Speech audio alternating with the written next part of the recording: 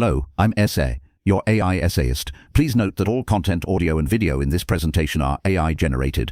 As AI can sometimes produce inaccuracies, I encourage you to verify any factual information presented. With that in mind, let's begin. Ernst Haeckel's 1866 work, Generelle Morphologie der Organismen, and its subsequent popularization in Naturwissenschaftgeschichte, represents a towering intellectual edifice constructed in the immediate aftermath of Darwin's revolution. It stands as a monumental attempt to synthesize the entirety of biological knowledge into a single, comprehensive, and philosophically coherent narrative of life's unfolding. This essay will undertake a direct evaluation of the work's primary internal claims, proceeding systematically through its foundational philosophy and its specific biological hypotheses. The analysis will focus on the logic, evidence, and conceptual frameworks Haeckel himself presented, assessing the work as a self-contained system of thought that sought to provide a definitive history of creation, grounded in what he termed a scientific and monistic world. Section 1. The monistic philosophical framework. As first principle, the entire structure of Haeckel's argument rests upon the non-negotiable philosophical foundation monism. He presents this worldview as the sole legitimate outcome of modern scientific inquiry. Within the opening sections, Haeckel advances the claim that the universe is a unified, singular substance, with mind and matter being two fundamental attributes of this single reality. This proposition serves a crucial rhetorical and logical function, to solving the perceived division between the organic and inorganic, the spiritual and the material, which characterized prevailing religious and idealistic philosophies. The work's internal logic depends completely on the reader's acceptance of this initial axiom. Haeckel's evaluation of all subsequent biological evidence is filtered through this monistic lens. He claims that evolution, or the doctrine of descent, is the biological manifestation of this universal law of substance.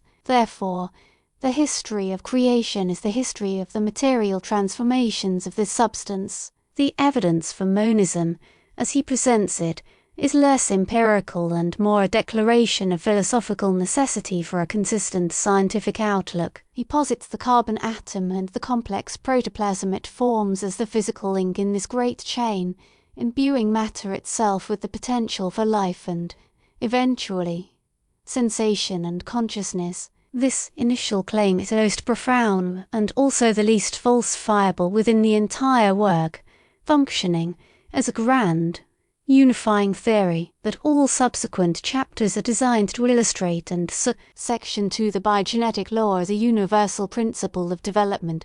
The core mechanical principle animating Haeckel's evolutionary narrative is his famous biogenetic law, which he declared with the epigrammatic force of a physical law. Ontogeny is the short and rapid recapitulation of phylogeny. This central thesis asserts that the developmental history of an individual organism, from fertilized egg to adult, replays the major stages of the evolutionary history of its species. Haeckel marshals the evidence of comparative embryology to validate this claim. He presents the developing embryos of fish, salamanders, tortoises, chickens, and humans, highlighting their striking similarities in the earliest stages. The gill slits observed in the embryos of terrestrial vertebrates are, in his system, a direct and literal reenactment of an aquatic, fish-like ancestral stage. The single-celled zygote represents the primordial protozoan ancestor of all life. The subsequent development into a morula,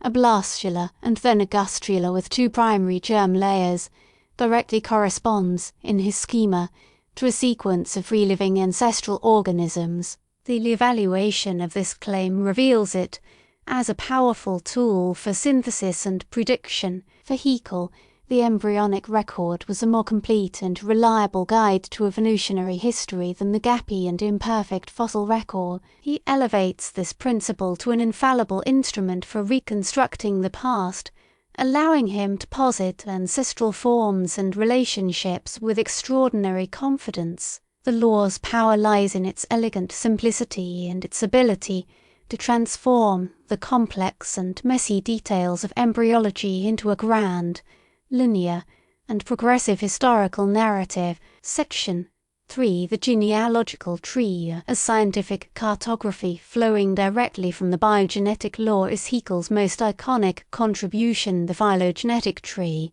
or Stammbaum. He presents these intricate, branching diagrams as objective, scientific maps of the history of life. The work contains numerous such trees, from the grand three-kingdom model of Prodista, Plantae and Animalia, to highly detailed lineages for specific groups. An evaluation of these diagrams reveals their dual function as both scientific hypothesis and powerful visual rhetoric. As a hypothesis, each tree represents a claim about the specific branching order and common ancestry of the organisms depicted. Haeckel constructs these lineages by synthesizing data from three primary sources: comparative anatomy, embryology, as interpreted by the biogenetic law, and paleontology. He claims that where these three archives converge, the phylogenetic relationship is certain. The internal logic of the trees is one of strict, bifurcating descent from a common primordial root,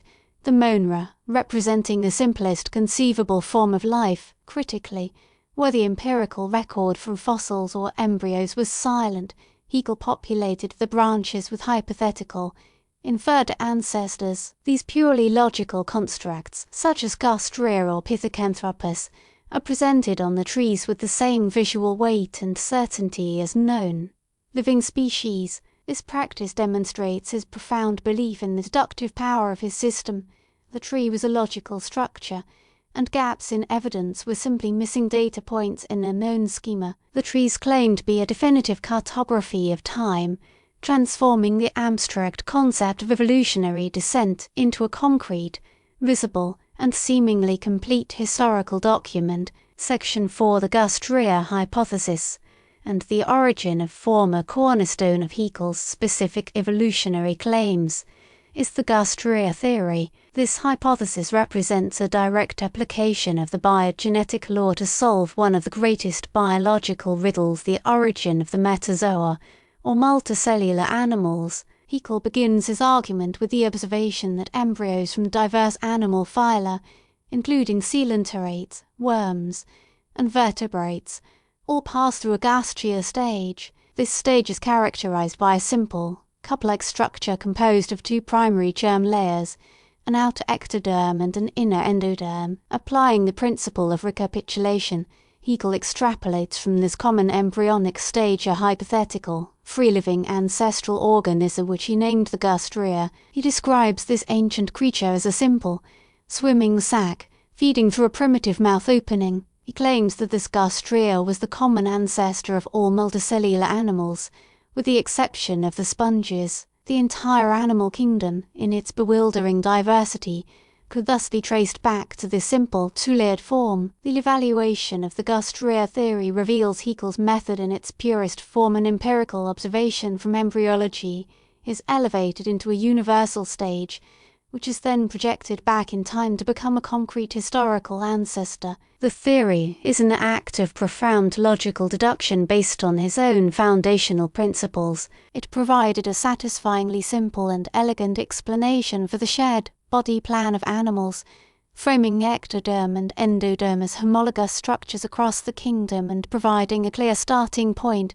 for the subsequent diversification of all animal life. Section 5. The culmination in anthropogeny and the human lineage. Haeckel extends his phylogenetic system to its ultimate and most provocative conclusion: the origin of humanity, a field he names anthropogeny. The work presents the human species as a product of natural evolutionary forces, fully integrated into the great tree of life. His claim is that the human evolutionary path can be traced with the same scientific certainty as that of any other organism. He outlines a detailed, 22-stage sequence of human ancestry. This lineage begins with the simplest monera, proceeds through invertebrate forms like the Gastraea, moves through primitive vertebrates, and ascends through a specific series of mammalian ancestors, including marsupials, lemurs, and apes. The evidence he provides for each stage is a synthesis of comparative anatomy,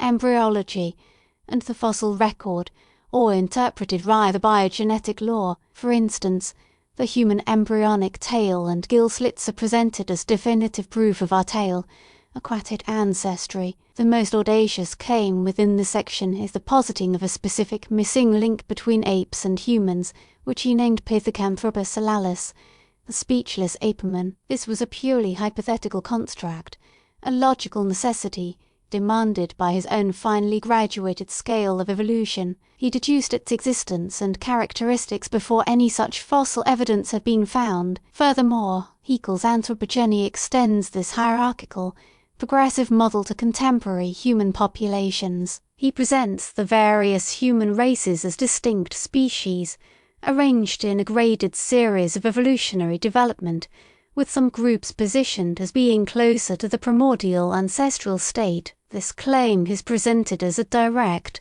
objective outcome of his scientific system, a biological classification of human value based on perceived morphological and cultural distance from a European apex. Section 6. The argument from dysteleology and vestigial structures. A significant portion of Haeckel's case for evolution is built upon what he terms dysteleology, the study of purposelessness in organisms. This represents the direct and potent argument against the prevailing theories of divine creation and intelligent design. Haeckel meticulously documents numerous examples of rudimentary or vestigial organs across the plant and animal kingdoms. He presents structures like the rudimentary wings of the kiwi, the tiny, buried hind limbs of whales, and the human appendix and coccyx. His central claim is that these seemingly useless or imperfect features are inexplicable from the viewpoint of a perfect, omnipotent creator. An intelligent designer, he argues, would produce flawless, optimized machines. These biological curiosities, however, make perfect sense within an evolutionary framework. He presents these features as indelible historical scars, remnants of organs that were functional in ancestral species but have since lost their purpose due to changing environmental conditions and habits. The appendix, for example, is interpreted as the vestige of a larger, functional caecum found in herbivorous ancestors. For Haeckel, dysteleology provides powerful, positive evidence for the doctrine of descent. Each vestigial organ is a silent witness to a deep, ancestral past, a historical document written directly into the anatomy of the organism. This line of reasoning sought to transform apparent biological flaws into a primary pillar supporting the entire evolutionary edifice, arguing that the history of life is written as much in its imperfections as in its adaptations. Section 7. The nature of species and the process of speciation within the history of creation. Haeckel puts forth a specific conception of the nature of a species and the mechanisms driving its formation. He defines a species as a collection of individuals sharing a common descent, a view inherited directly from Darwin. However, his treatment of the process of speciation is a particular synthesis of Lamarckian and Darwinian ideas. While fully embracing natural selection as a crucial agent of adaptation, Haeckel gives equal, if not greater, weight to the inheritance of acquired characteristics. He claims that use and disuse of organs, driven by the organism's will and its interaction with the environment, directly produce heritable changes. This Lamarckian mechanism, for him, explains the origin of the variations upon which natural selection can then act. He presents the interplay of adaptation driven by selection and heredity driven by both direct inheritance and use inheritance as the engine of evolutionary change.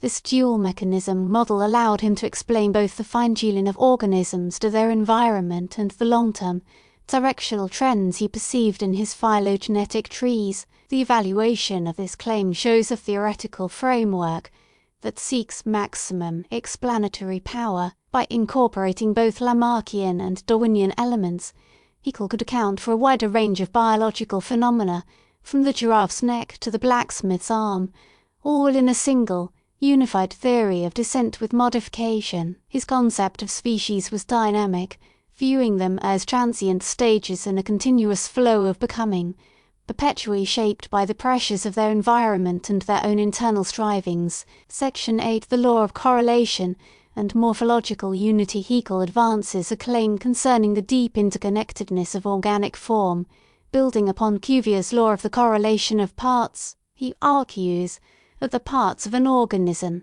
are so intimately linked that a change in one structure necessitates corresponding changes in others. This principle of morphological unity is presented as a fundamental law of organic architecture. For Haeckel, this correlation was a product of physiological necessity and shared developmental pathways rooted in heredity. He uses this law to justify the reconstruction of entire organisms from fragmentary fossil remains, a practice pioneered by Cuvier. More importantly, he uses it to reinforce the logic of his phylogenetic trees. The consistent concurrence of certain features, like mammary glands and hair in mammals, is presented as evidence of a deeply conserved, correlated system inherited from a common ancestor. This law also provides a mechanism for the cascading effects of evolutionary change and modification.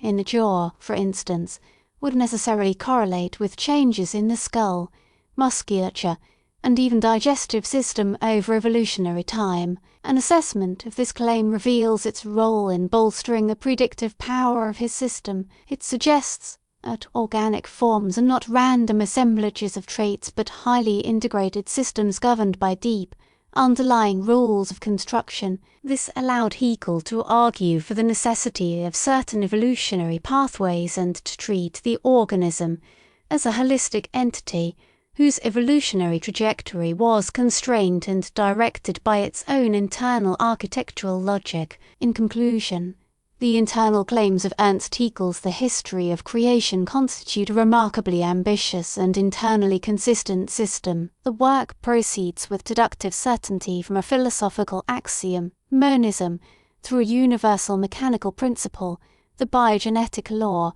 to produce a series of powerful and specific claims about the history of life, the genealogical trees, the gastria theory, the detailed account of anthropogeny, and the arguments from dysteleology all function as logical consequences derived from these first principles. Haeckel's method fuses empirical observation with profound theoretical and philosophical commitment, treating his own interpretive framework as an objective law of nature. The evaluation of the work's specific assertions reveals a pattern of elevating observation to universal law and then using that law to deduce the existence of unobserved entities. Its immense influence stemmed from this very synthesis, offering a complete, visually arresting, and spiritually resonant account of a naturalistic cosmos. The work's claims, while often exceeding the available evidence, provided a comprehensive narrative that powerfully shaped both the scientific and the public imagination,